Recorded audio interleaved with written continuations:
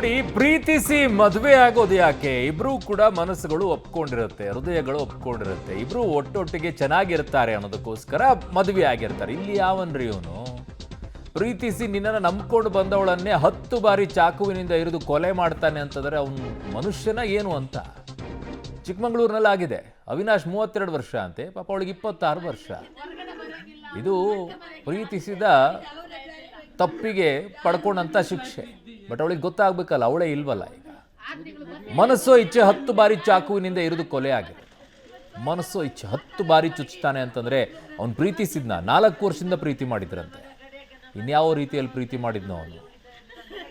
ಪ್ರೀತಿ ಮಾಡಿದವ್ರನ್ನ ಆ ರೀತಿ ಚುಚ್ಚಕ್ಕಾದ್ರೂ ಮನಸ್ಸು ಬರುತ್ತೆ. ಕಣ್ಣೀರು ಹಾಕ್ಸಕ್ಕೆ ಒಂಥರ ಸಂಕಟ ಆಗುತ್ತೆ, ಚುಚ್ಚಕ್ಕಾದ್ರೂ ಮನಸ್ಸಾಗುತ್ತೆ.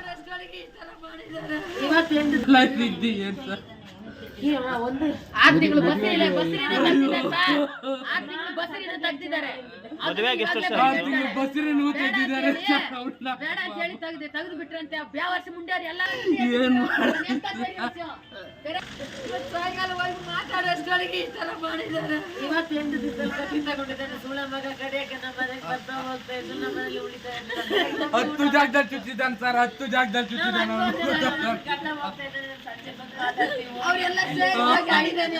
ಅವ್ರ ಫ್ಯಾಮಿಲಿನೇ ಸೇರಿ ಚುಚ್ಚಿದ್ದಾರೆ. ಅದು ನನ್ನ ಸಹೋದ್ಯೋಗಿ ಈಗ ಚಿಕ್ಕಮಗಳೂರು ಪ್ರತಿನಿಧಿ ನಾರಾಯಣಗೌಡ ನನ್ನ ಸಂಪರ್ಕಕ್ಕೆ ಸಿಗ್ತಿದ್ದಾರೆ. ನಾರಾಯಣಗೌಡ, ಈಗ ಏನ್ರಿ ಪ್ರೀತಿಸಿ ಮದುವೆ ಆಗೋದು ಅಂತಂದ್ರೆ ಮನಸ್ಸುಗಳು ಒಪ್ಕೊಳ್ಳುತ್ತೆ, ಚೆನ್ನಾಗಿ ಕೂಡಿ ಬಾಳ್ತಾರೆ ಅನ್ನೋ ದೃಷ್ಟಿಯಿಂದ ಇವನು ಯಾವನ್ರಿ? ಅವನು ಕಟುಕನ ರೀತಿಯಲ್ಲೇ ಇದ್ದಾನಲ್ಲ ಇವನು. ಚುಚ್ಚಕ್ಕೆ ಹೆಂಗ್ರಿ ಮನಸ್ಸಾಯ್ತು ಇವನಿಗೆ 10 ಬಾರಿ? ಹಿಂದೆ ಪ್ರೀತಿಸಿ ಮದುವೆ ಆಗಿರುವಂತರು ಕಳೆದ 3 ವರ್ಷಗಳ ತನಕನೂ ಕೂಡ ಅವರು ಚೆನ್ನಾಗೇ ಇದ್ದಂಥದ್ದು. ಒಂದು 2.5 ವರ್ಷದ ಒಂದು ಹೆಣ್ಮಗು ಕೂಡ ಇದೆ. ಆದ್ರೆ ಕಳೆದ ಒಂದು ವರ್ಷದಿಂದನೂ ಕೂಡ ಈ ರೀತಿ ಸಣ್ಣ ಪುಟ್ಟ ಗಂಡ ಹೆಂಡತಿ ಜಗಳ ಇದ್ದಂಥದ್ದು.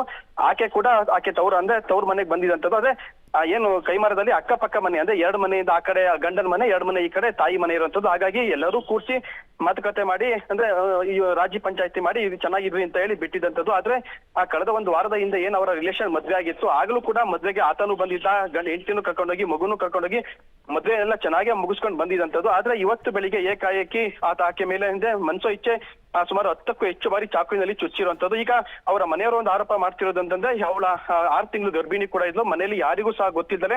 ಆಗ ಅವ್ರ ಹೆಂಡತಿನ ಅಂದ್ರೆ ಗರ್ಭಿಣಿ ಏನಿದ್ರು ಅವ್ರನ್ನ ಅಭಾಷಣ ಕೂಡ ಮಾಡಿಸಿದ್ದ ಅಂತ ಆರೋಪ ಕೂಡ ಈಗ ಅವ್ರ ಮನೆಯವ್ರು ಮಾಡ್ತಿರುವಂತದ್ದು. ಆದ್ರೆ ಬೆಳಿಗ್ಗೆ ಸುಮಾರು 10ಕ್ಕೂ ಹೆಚ್ಚು ಬಾರಿ ಯಾವಾಗ ಆತ ಚುಚ್ಚದ, ಅವಳು ಆ ಒಂದು ರಕ್ತದ ಮಡುವಿನಲ್ಲಿ ಆತನನ್ನ ತಳ್ಳಿ ರೋಡಿಗೆ ಓಡ್ ಬಂದು ಬಿದ್ದಿರುವಂತದ್ದು. ಅಲ್ಲಿ ತನಕ ಕೂಡ ಮನೆಯಲ್ಲಿ ಕೂಗಾಡ್ತಿದ್ರು ಕೂಡ ಅಕ್ಕಪಕ್ಕದವರು ತಕ್ಷಣಕ್ಕೆ ಹೋಗಿ ನೋಡೋಷ್ಟೊತ್ತಿಗೆ ಸುಮಾರು 10ಕ್ಕೂ ಹೆಚ್ಚು ಬಾರಿ ಆಕೆನ ಮನಸೋ ಇಚ್ಛೆ ಚುಚ್ಚಿರುವಂತದ್ದು. ಆತ ರಕ್ತದ ಮಡುವಿನಲ್ಲೂ ಕೂಡ ಆತನನ್ನ ತಳ್ಳಿ ರಸ್ತೆಗೆ ಓಡ್ ಬಂದು ರಸ್ತೆಯಲ್ಲಿ ಬಿದ್ದಂತ ಸಂದರ್ಭದಲ್ಲಿ ತಕ್ಷಣ ಅವಳನ್ನ ಕರ್ಕೊಂಡ್ ಆಸ್ಪತ್ರೆಗೆ ಸೇರಿಸುವುದು ಕೂಡ ಆಕೆ ಸಾವನ್ನಪ್ಪಿರುವಂತದ್ದು. ಇದೀಗ ಅವಳ ಗಂಡ ಏನು ಅವಿನಾಶ್ ಇದ್ದಾನೆ, ಅವನು ಈಗ ಕೊಲೆ ಮಾಡಿದ ತಕ್ಷಣ ನಾಪತ್ತೆ ಆಗಿರುವಂತದ್ದು.